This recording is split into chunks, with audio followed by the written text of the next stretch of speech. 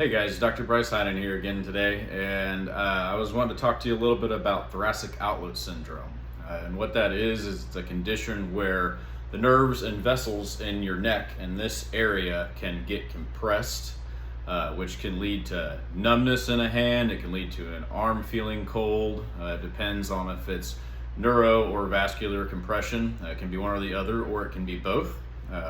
There's a few different places that the vessels and nerves can get trapped.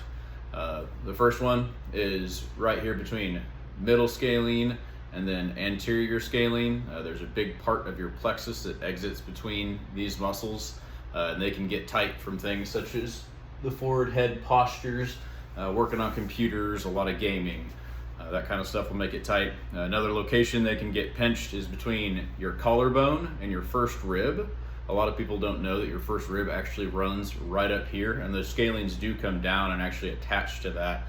So it's definitely involved with that as well, but you can have compression between that area, and that can cause the numbness, tingling, coldness in an arm.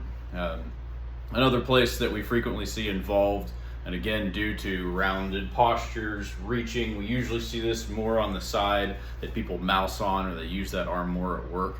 And that's where that brachial plexus gets pinched underneath your pec minor. So everybody can feel their big pec muscle right there. There's a smaller one that comes off your ribs and goes to that little bony prominence you can feel right there. And that neuro bundle runs right under that. So when it's rounded, it's shorted, and that can put pain on that area as well. So when you get that stuff, it's usually, you may have numbness or tingling in these 3 fingers, or you may have numbness and tingling in these 2 fingers. This is median nerve, this is ulnar nerve. Radial nerves on the back of your hand seems to be the least common involved in my experience. So usually one of those others. And the things we do for that, a lot of it is we got to get you out of that rounded and forward head postures. So essentially what it is we got to stretch out all this stuff so you're able to open up, and then we got to strengthen all the muscles in the back so you're able to take the pressure off those vascular bundles, neurovascular bundles. Sometimes it is a surgical thing to where they can go out and take out your first rib or something like that. That's extreme cases. A lot of times it's very responsive to therapy.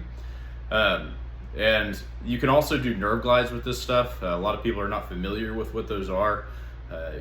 Your nervous system can be stretched about 5 millimeters. It can also have scar tissue adhesions, fascial adhesions, all that stuff that are limiting its ability to move. So the more flexible your nervous system is, the more it can jive and bend around these pinch points from thoracic outlet syndrome. It is, again, something that responds really well to therapy. And if you have any other questions about it, feel free to comment in the comment section down below and let me know, and I'll do my best to answer them. Thanks, guys.